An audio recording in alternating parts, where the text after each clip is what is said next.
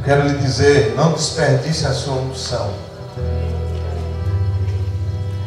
Invista no seu relacionamento com Deus.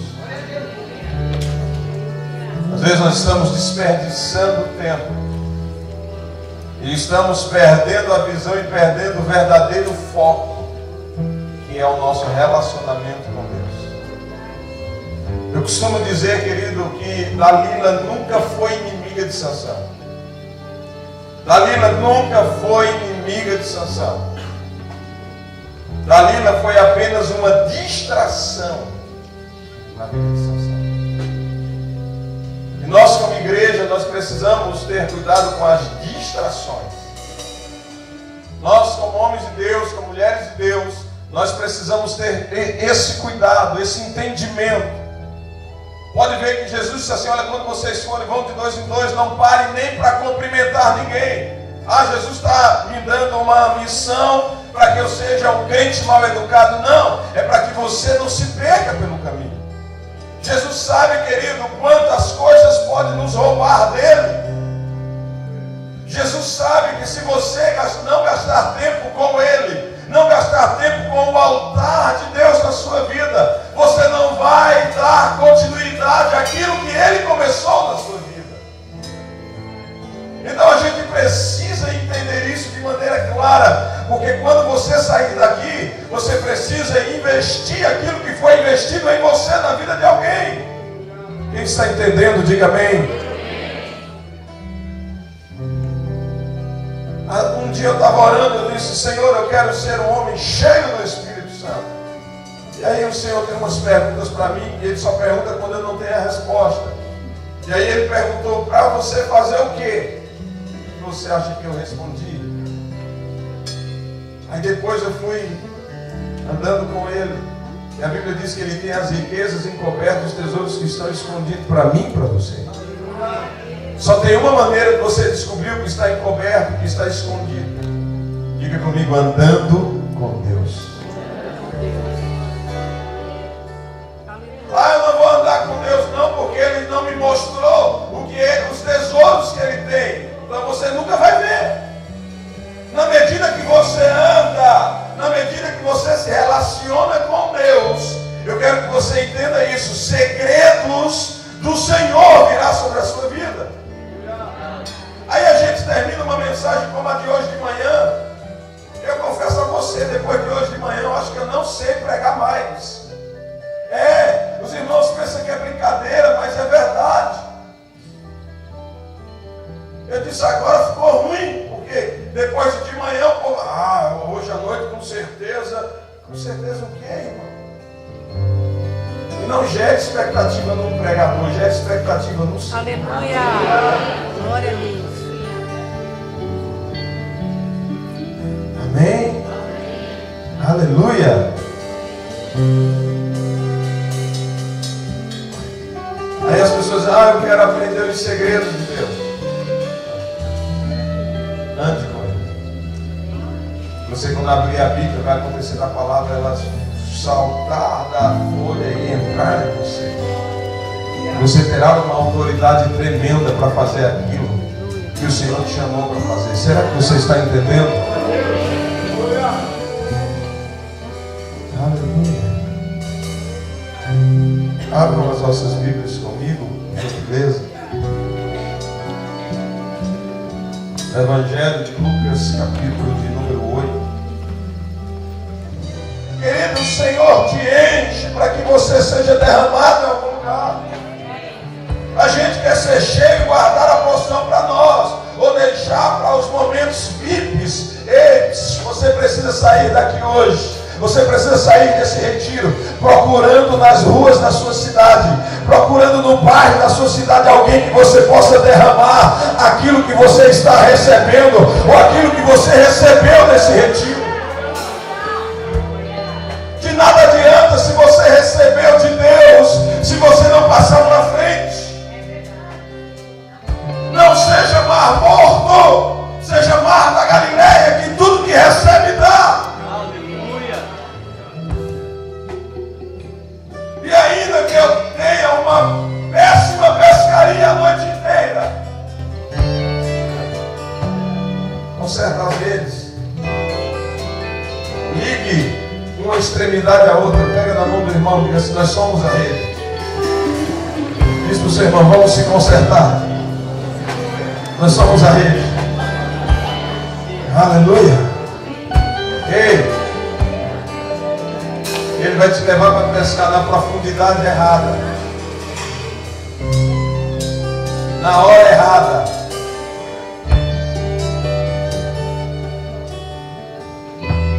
Mas nos peixes certos. Quando você se aprofunda em Deus, não é você que tem que fisgar o peixe, é o peixe que se fisga na rede. Você está entendendo, irmão? Você quer viver isso? Agora eu tenho uma boa notícia para a igreja. Quem quer uma boa notícia? Você já fica com medo, né? Sabe por que o Senhor quer te dar uma grande pescaria? Para testar a tua capacidade de abrir mão dela por amor a Ele. Agora me diga que é o contrário. Deus não vai te chamar com o barco cheio. Deus não vai te chamar, querido, quando o barco estiver cheio. Assim é fácil demais. Ele vai deixar você ter um dia ruim, uma semana ruim. No momento que você menos esperar, lá vem ele, uma multidão seguindo ele. Aí tem dois barcos, mas ele decide entrar no seu. Pedro, eu posso entrar? Pode. E o interessante é que Jesus, ele é terrível. E aí ele vai trabalhando de uma maneira, parece que ele não está fazendo, mas está. Aí ele chega para o dono do barco. Não sei nem se ele se tornou mais o dono depois de Jesus lá dentro. Só sei que o Senhor chegou e disse assim: Pedro, afasta. O texto diz assim: afasta um pouquinho da praia. Aí depois é como se o Senhor chegasse igual o mineiro chega, meu irmão, bem mansinho, bem como quem não quer nada. Ele só um pouquinho. Só mais um pouco, só mais um passo, você vai dando. Na medida que você vai tendo ele no barco, cada dia mais você está, querido, mais longe da praia e entrando em profundidades que você não entrou. Sabe quando é que Deus nos dá uma grande pesca? Quando a gente não se empolga mais com ela. Quando a gente já não está com os nossos olhos fixos nos peixes. A Bíblia diz que depois desse grande milagre, diz o texto, que os discípulos ficaram olhando para quem? Para o peixe ou para Jesus?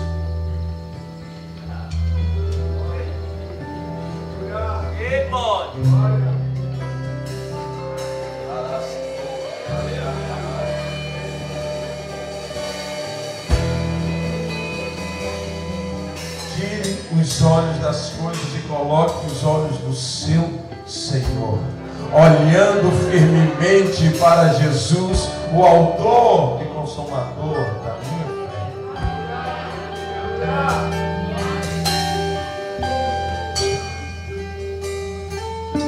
Depois, querido, que nós estamos em certa profundidade,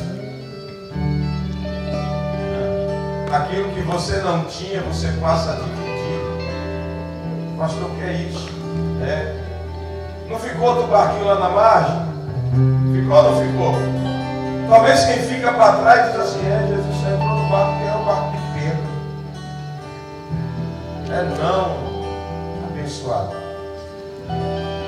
Nossa, tem galera que não estava de manhã, então não posso dizer outra coisa, mas né, meu pastor? Não, você não vai entender, diz: o pastor chamou você de bobo. Ei, escuta.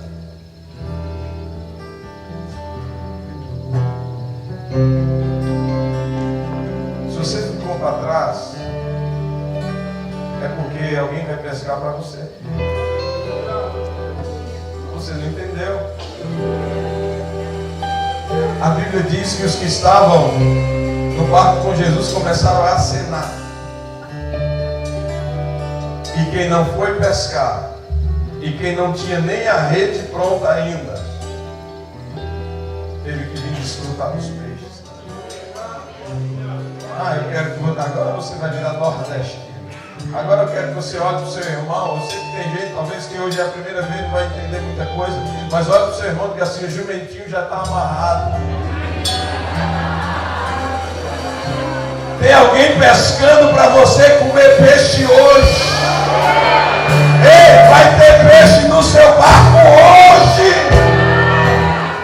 Aleluia! Pastor, mas eu não pesquei. Eu estou acenando para você para dizer: tem peixe hoje. Hoje tem banquete. Hoje Deus preparou uma mesa na presença dos seus adversários.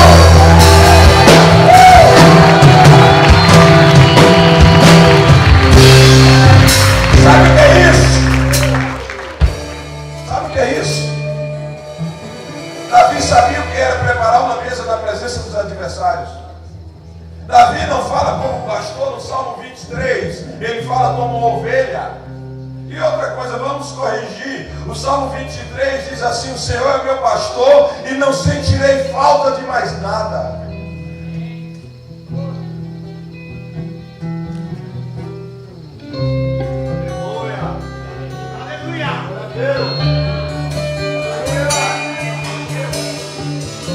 Não sentirei falta de mais. Não é nada que falta. Não é o que me falta que vai governar minha vida, é quem eu tenho.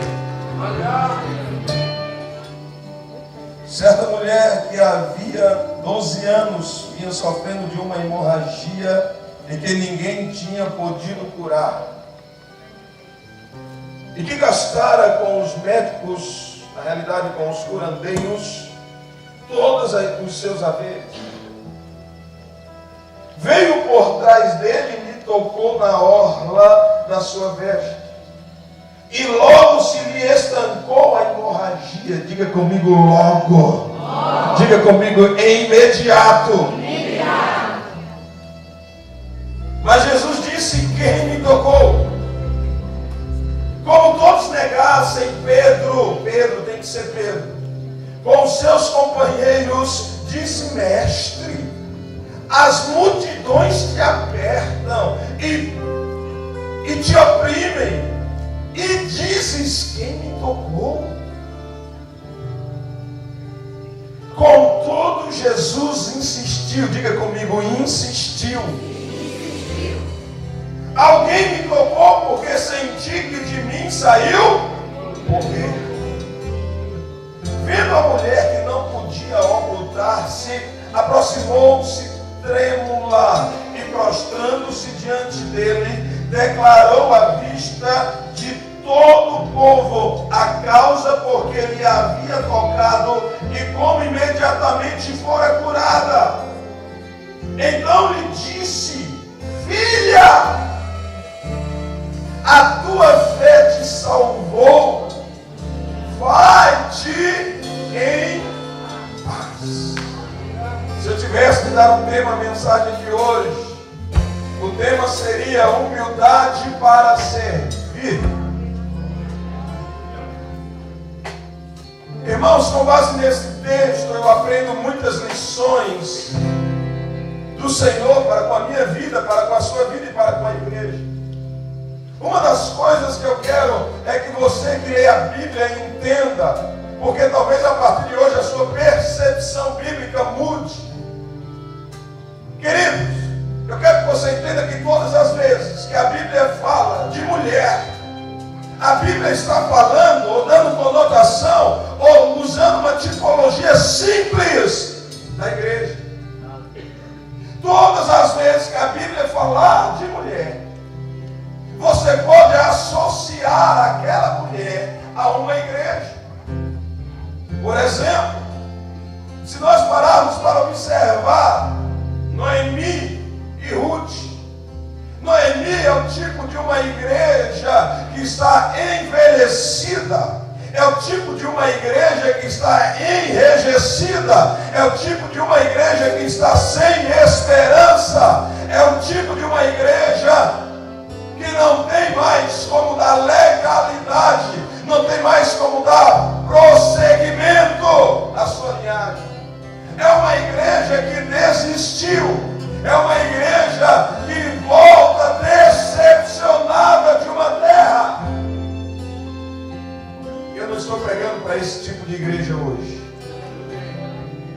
Agora a igreja Ruth é a igreja que respeita a igreja Noemi, que entende a frustração da igreja envelhecida, mas que vai trabalhar, mas que vai lutar para se sustentar e sustentar a igreja envelhecida. Quem está entendendo, diga amém? Agora a Bíblia diz assim, que Ruth, a igreja Ruth, olha que texto fantástico, a igreja Ruth, o texto sagrado diz assim, a Bíblia diz assim, que casualmente ela não estava na eira de Boaz. Aí a Bíblia vem dizendo assim, casualmente ela entrou na eira de Boaz. Olha para o seu irmão, diz assim para ele, casualmente uma vírgula.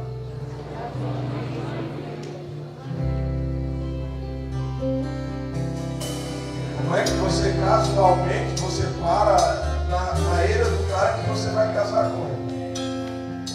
Ei, não tem para onde Deus está te conduzindo a algum lugar. Quando eu encontro uma igreja no deserto, quando eu encontro uma igreja que a única coisa que deram para ela foi um odre com um pouco de água para ela alimentar-se e alimentar quem ela tinha gerado, Agar.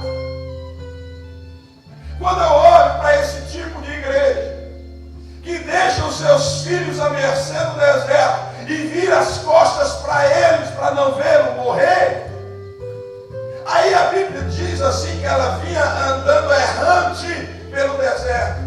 Diga para o seu irmão de novo, errante uma vírgula. Diz para ela parou na frente de um poço. É muita sorte. É muito Deus, irmão. Ei, não se desespere, Deus está te levando a um poço. Não se desespere, Deus está te levando a algum lugar. Eu só quero que você entenda, só estou ilustrando, para quando você for ler na Bíblia a história de uma mulher, aí você entende e pode aplicar, usando uma tipologia simples, associando essa mulher à igreja. Tem duas igrejas que eu acho fantásticas. Uma se chama Ana e outra se chama Penina. Ambas têm o mesmo esposo. Quem está entendendo, diga glória a Deus. Ambas têm o mesmo esposo. Ambas têm o mesmo marido. Mas uma tinha filhos e a outra era estéril. A igreja que tinha filhos olhava para a igreja estéril e zombava dela. Deus não faz a tua igreja crescer para você zombar das que estão paradas. É para você investir nessas igrejas. É para você abençoar pessoas que não são do seu ministério. É para você olhar. Quando você passa por uma igreja, meu irmão, sempre eu digo isso, quando Deus te mostra uma necessidade, é para você suprir, não para você criticar. Você vem passando na frente de uma igreja, você vê, eita, que fachada feia essa igreja. Esse pastor é meio desleixado, talvez ele não tenha dinheiro. Por isso que você passou lá. Cuidado, meu irmão. Aumenta o fumê do seu vidro, porque você não vai ser o mesmo depois desse vídeo. Aumenta o fumê, porque Deus vai começar a te mostrar coisas tremendas. Aleluia. E se você, querido, não quer experimentar isso, então aumenta o fumê do carro. Ei, Deus está te chamando para ser uma bênção. Deus está te chamando para servir a outros. Como nós pregamos hoje, independentemente quem é, eu não conheço, eu não sei quem é, mas o bom samaritano foi lá e investiu. Alguém me perguntou uma vez, pastor, qual é a maneira que eu sei que eu estou investindo no reino de Deus? Querido, nós investimos no reino de Deus quando nós investimos em pessoas. Porque o reino de Deus está dentro. Aí a igreja Penina passa por Ana, zombando, detalhe, a esterilidade de Ana não foi por causa dela, não foi culpa dela, não foi pecado. A Bíblia diz que o Senhor cerrou o Senhor encerrou, o Senhor parou a madre de Ana. Ana tinha um relacionamento íntimo, amoroso com seu marido. A Bíblia diz que Elcana amava demais a Ana. Mas o prazer de Ana não era apenas em ter o amor do seu esposo, mas era em gerar alguma coisa para o seu esposo. Quem está entendendo, meu Deus?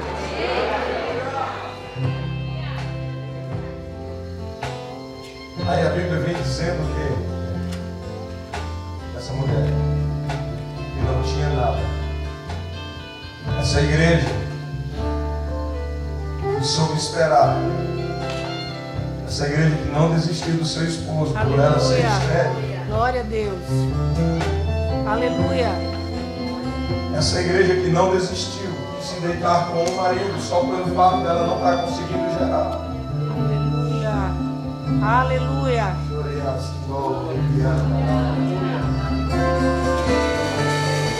De repente essa igreja destrava aí e vai para o templo. Chega no templo, ela está tão cabisbaixa e pode olhar que a Bíblia diz assim, que Penina provocava Ana todas as vezes que eles iam adorar. Agora isso, eu não sei se eu falo. Posso falar? Olha, Elcana, para mim Elcana é um dos maiores homens da Bíblia, só 8 versículos. Só 8 versículos. Elcana agiu diretamente em Ana. E não foi colocando um filho no seu ventre, foi investindo nela quando ela não estava produzindo nada. Aleluia. Aleluia, Jesus. Foi dizendo a ela: ei, você não tem filho, mas você me tem. Aleluia. E a Bíblia diz que ele disse para ela: eu falo mais do que muitos filhos. Glórias ao teu nome, Senhor. Aí a Bíblia diz que ele pegava uma oferta, Elcana. Olha só, Elcana dava uma oferta para Penina, uma oferta para os seus filhos, que a Bíblia não diz quantos eram, mas a Bíblia diz que juntando essas ofertas todas, ele dava o dobro para aquela que não estava gerando nada. Tem que ser Deus, irmão. Tem gente que só investe em projeto que dá certo. O meu Deus, ainda bem que não pensa com uma visão administrativa que você tem. O meu Deus, ele investe em projetos falidos.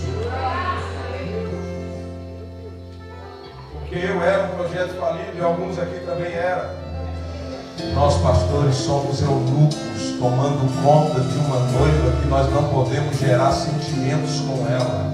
Aleluia, não adultere com a noiva tem dono. Aleluia, não queira ela para você porque ela já tem um Senhor, ela já está pronta. Adore ela, prepare ela para se encontrar. Aleluia, prepare ela para a noite de núpcia com o Senhor. Trabalhe por ela, meu irmão, lute pela igreja, mas saiba que ela tem um dono e ele zela pela sua noiva.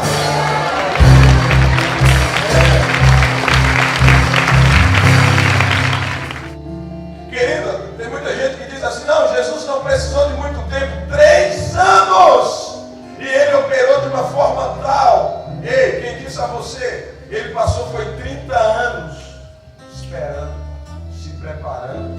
Aleluia. Não tenha pressa, não tenha pressa, não tenha pressa. Aleluia, se preocupe em se relacionar com Ele. Se preocupa, querido, em levantar o seu altar ao Senhor. Ah, pastor, está demorando. Eu costumo dizer que o Senhor não demora, Ele capricha. E Ele está preparando algo para a sua igreja. O Brasil está em crise, mas a igreja está em Cristo. O Senhor está cuidando dela.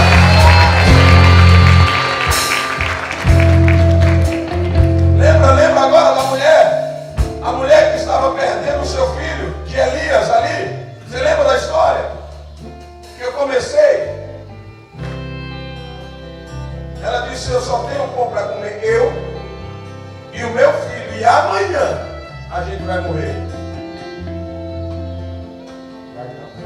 Aleluia. Não vai. Escuta, a unção profética está chegando sobre a igreja. Aquela mulher, ela não tinha perspectiva porque não tinha unção profética. Aí o profeta, quando chega, dá perspectiva para ela e diz assim: ei, nem vai morrer você, nem vai morrer quem você está gerando, nem vai morrer você, nem vai morrer o seu filho. Descanse o seu coração no Senhor, aleluia. Enquanto durar a crise, enquanto durar a seca, a farinha na panela vai prosperar e o azeite na botija vai prosperar. Meu irmão, você vai tirar uma porção, quando você olhar já tem outra para você tirar. Aleluia, alimente o profeta, não tenha medo de investir no reino de Deus.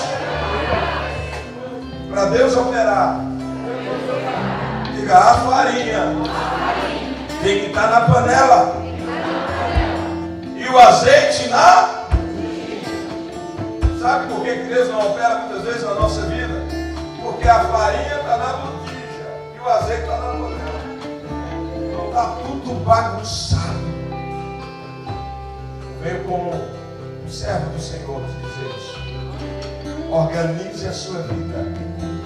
Coloque a farinha na panela e o azeite na botija, e você vai ver o que Deus vai operar a partir de hoje.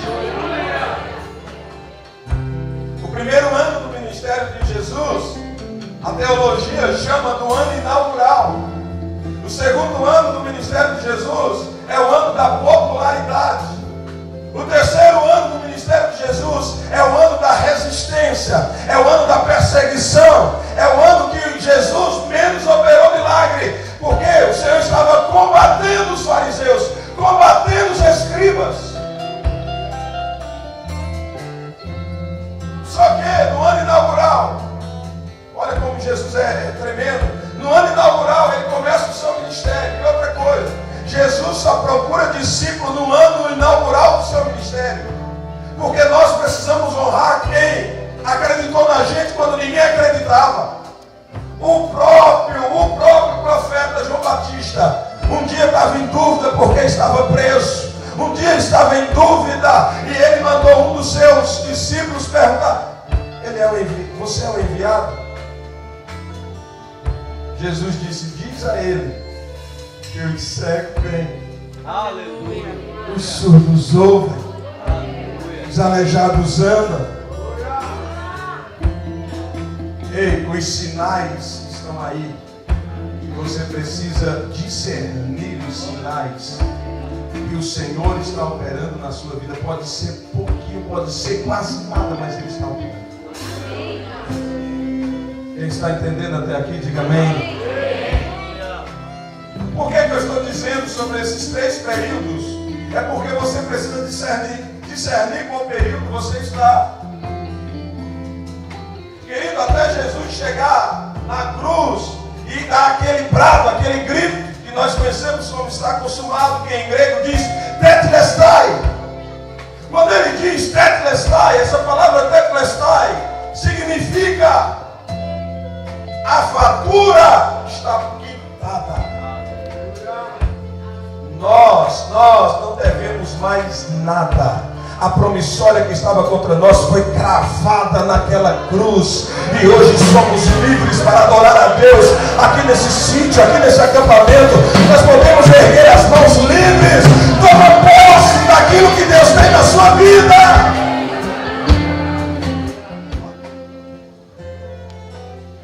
Deus está gerando uma estrutura em você. Talvez para Deus gerar estrutura, primeiro Ele permite um momento de desorganização, um momento que você fica sem estrutura. Talvez Ele permitiu 12 anos de sofrimento, mas fica tranquilo, em um momento você vai ser curado. Fica tranquilo, quando você tocar no pallet, algo vai acontecer. Eu também, meu irmão, eu creio até os ossos.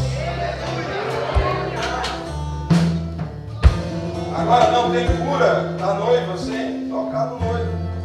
E essa noiva aqui era esperta. Ela disse: eu vou tocar nele e vou fugir. Disse para o seu irmão: não vai dar certo. Aquilo que ele está operando vai crescer. Tem um texto na Bíblia que eu nunca vi ninguém pregando e é tão poderoso. Está escrito lá em 1 Samuel 2,19: sua mãe lhe trazia uma túnica pequena e de ano em ano lhe trazia. Sabe por que Ana? A igreja que cuida daquilo que era, mas no momento certo entrega ao seu Senhor. Descodificando. Você vai crescer. Aleluia. Para a glória. Glória a Deus. Ei, daqui um ano eu não sei se eu vou pregar nesse retiro, mas com certeza talvez você esteja pregando aqui. Ei, cada ano vai ter que ser uma túnica maior, porque você vai crescer em Deus. E cada passo que você dá, você vai aumentando a responsabilidade. A Bíblia diz que essa mulher, Jesus estava vivendo o segundo ano do seu ministério. O ano da popularidade, o ano que todo mundo queria estar perto dele. Um ano que todo mundo curtia a página dele. Um ano que todo mundo deixava um comentário de amém nas postagens dele. Um ano que todo mundo queria o WhatsApp dele.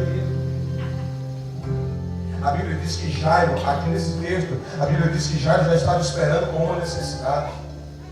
Jairo já estava esperando com a filhinha que estava doente. Diga comigo, uma igreja. Menina. Que morria. Diga comigo, mas primeiro, o meu Senhor vai operar na igreja madura para poder descer e operar na igreja menina. Mas Ele vai operar nas duas igrejas hoje. Uma igreja estava morrendo porque estava perdendo vida. E a outra estava morrendo porque estava enferma com alguma enfermidade. Com alguma situação ela estava enfrentando. Mas eu não quero me deter nisso. Eu quero só que você entenda que havia uma multidão. E a Bíblia diz, Pedro dizendo que a multidão apertava, até usa o termo, oprimia Jesus. É como se Jesus quisesse andar e não podia. É como se Jesus, todo mundo queria tocar nele, todo mundo queria tirar alguma coisa dele. E aquela mulher estava morrendo. Mas pense numa mulher lutadora. Querido, eu amo igreja que não desiste. Tem igreja que não cresceu, tem igreja que vai estar lá. Aleluia, louvado seja o nome do Senhor. Tem igreja que está lá adorando. É uma igreja pequena, uma igreja que cada dia a gente pensa que está morrendo. Está até num balão de oxigênio, mas fica tranquila. Jesus vai passar por lá também. E aquela situação será convertida em bênção. Pense numa mulher. Diz a Bíblia que ela lutou e gastou com os curandeiros tudo que tinha. Ela não tinha mais nenhum dinheiro. Como eu amo Jesus, irmão. Jesus cobrou o dízimo daquela mulher? Sim ou não? Ela tinha dinheiro para ajudar na obra missionária de Jesus? Sim ou não?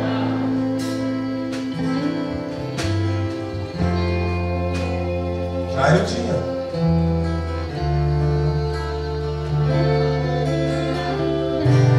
Escuta isso, porque você precisa guardar isso para você. Tem muita gente no seu caminho. Tem muita gente que você está passando por ela. Que está aí esperando uma ação sua. Diz que o seu irmão vai ter multidão. Diga, vai ter impedimento. Mas não desista. Diga, vá e toque nele. 12 anos de sofrimento. Nada dava certo, mas aquela mulher não desistia. Querido, tem um negócio. Tem gente que não desiste, não tem? Tem gente que passa um vento. Já tem gente que está passando pelo vale. Chega aqui e vai adorar a Deus na banda. Ninguém sabe a necessidade de vocês, mas o Senhor conhece cada uma delas. Aí a gente olha, o irmão está tão arrumadinho aqui ministrando, mas às vezes não tem nem o recurso de vir para o retiro.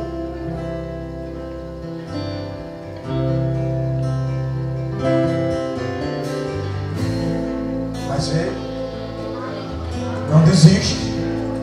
Está aqui. Não é desanimando você, mas para mim, ter fé é mesmo afundando e não parar. Aleluia.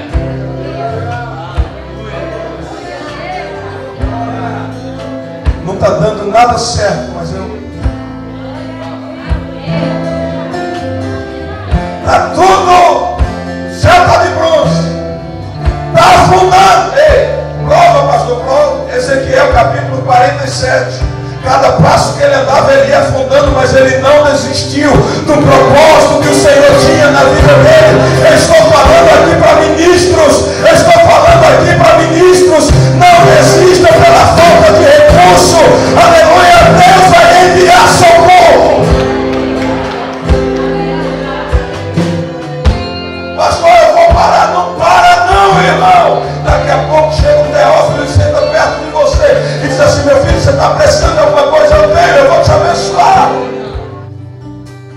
A Bíblia diz que aquela mulher chega assim, de fininho. Ela traçou um plano terrível e tinha tudo para dar certo. Quando os teus planos não dão certo, é Deus dizendo que Ele tem planos maiores e melhores.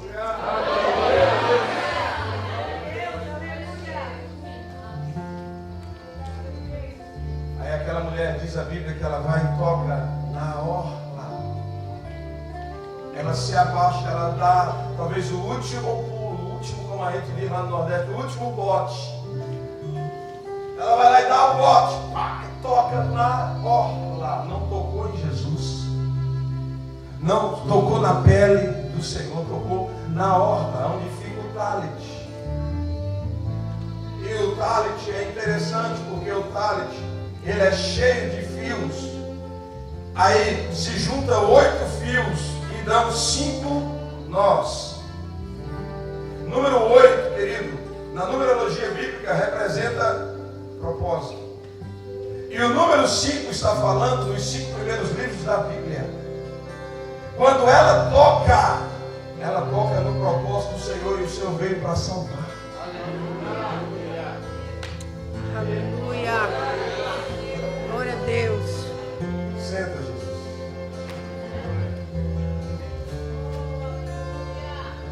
Agora escuta. Diz a Bíblia.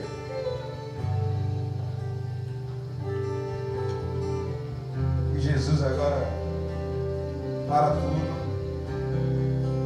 Eu amo Ele por isso. Porque Ele nos enxerga mesmo de costas. Os discípulos estão preocupados. Sabe por que os discípulos não viram quem estava tocando em Jesus? Porque os discípulos estavam de olho na caminhonete de Jairo. Quem me tocou? Aí Pedrão chega para ele e diz assim: Senhor, no meio dessa multidão, a multidão te oprime, te aperta, é um puxa daqui, um puxa de lá, eu já estou até meio bombardeado aqui de tanta gente, e o Senhor não tem consciência de perguntar quem foi que te tocou. Ah, Jesus! Aí vem um texto da Bíblia dizendo que Jesus insistiu. Jesus não vai desistir de você. Se Pedro não está te vendo, Jesus está. Se Pedro não está te vendo, Jesus está te percebendo. Quem está entendendo? Ele sabia que você não queria ser vista. Por quê? Porque você corria risco de morte. Você corria risco de ser apedrejada. Você corria risco. Por isso que você queria em secreto tocá-lo e sair sem que ninguém percebesse.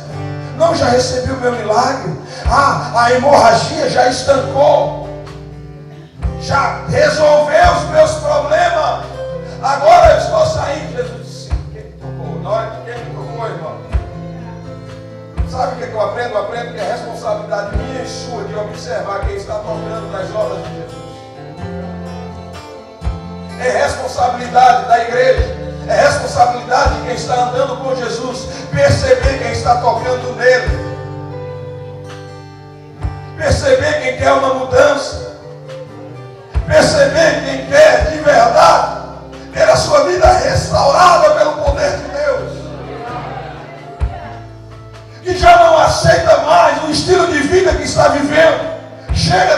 hemorragia, chega desse sangramento, chega disso que está minando a vida do meu ministério. Chega!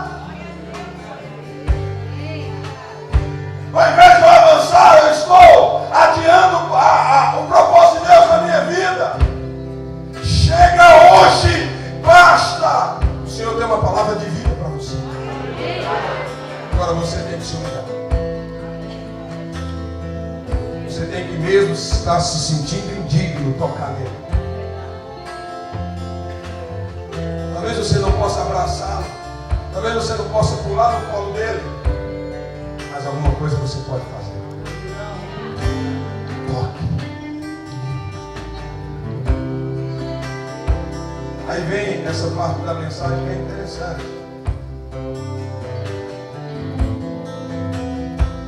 Diz a Bíblia que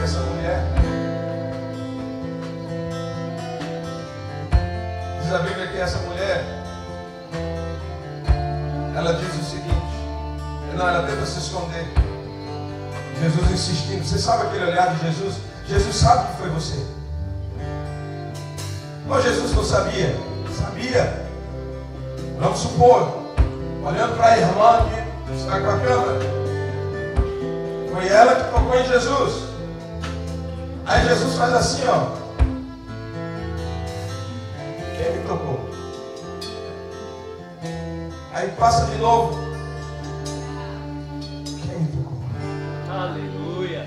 Glória a Deus. Vai chegar os discípulos e dizer, desiste. Olha o homem lá esperando. Desiste, vamos lá na casa dele. É o poderoso da sinagoga. Jesus. Quem me tocou? Aleluia.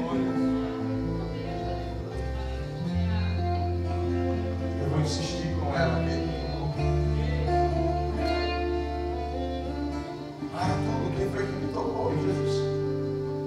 A Bíblia diz que a mulher, vendo que não podia ocultar-se, chegou uma hora que Jesus estava bem pertinho dela, creio eu, conjecturando. Jesus olhava para ela e dizia, quem foi que me tocou? E Pedro, para, tem hora que os homens desistem da gente, mas os céus não vai desistir. Glória a Deus. Agora você precisa tocar nele. Se jogar mesmo. Você está aqui, talvez você sentou lá atrás. Não quero ser visto, vou ficar aqui atrás. Aqui está bom para mim. Ei, o Senhor está te vendo aí atrás.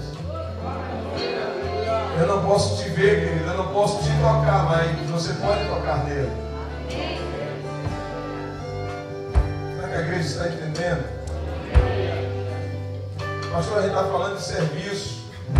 Eu sei.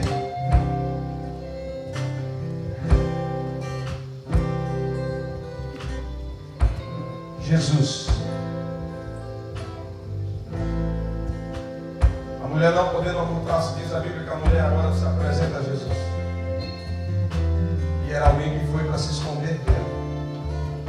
Ei, Deus vai enquadrar você. Vai te colocar no estreito que não vai ter mais como você fugir daquilo que Ele tem na sua. Tem gente aqui que está enterrando os dons, ou estava enterrando os dons. O Senhor talvez me trouxe de tão longe. Só, talvez, querido, eu não consiga desenterrar o teu dom, mas eu consigo, talvez, daqui de trás, te entregar uma paz, dizer, vai, você consegue, vai, não desiste. Daqui a pouco você encontra Ele, você vai crescer, o Senhor vai operar na sua vida, as coisas vão mudar a partir de hoje. Aleluia! Eu vim, meu irmão, para jogar combustível na sua fogueira e dizer que Deus tem uma grande obra na sua vida, na sua casa, na sua família. No melhor ano do seu ministério, no momento em que os grandes procuravam Ele para uma oração, Ele parou para ouvir uma mulher que estava morta.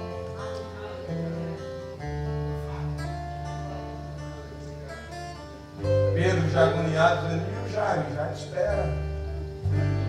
Chega uma notícia dele, Pode continuar essa conversa aí, a filha do homem já morreu. Você vê Jesus desesperado dizendo, ei, você tem que interromper a fala. Não. Por quê? Porque o Senhor é o Senhor do relacionamento. Diga para o seu irmão, o Senhor ama te ouvir. Diga para ele, o Senhor ama a sua voz. Diga para ele, fale com ele nessa noite.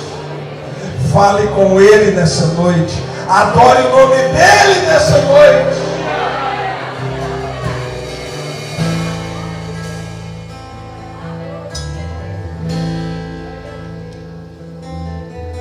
Quando ela termina de contar 12 anos da sua vida,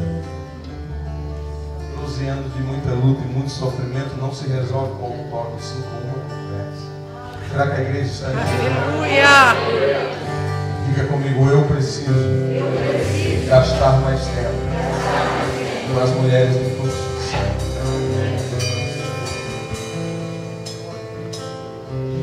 Se alguém está tocando, é porque está precisando de ouvir. Aleluia. Tem pessoas aqui que estão com relacionamentos quebrados. E eu não estou falando de casamento. Estou falando de pessoas. Ei, uma conversa vai resolver tudo.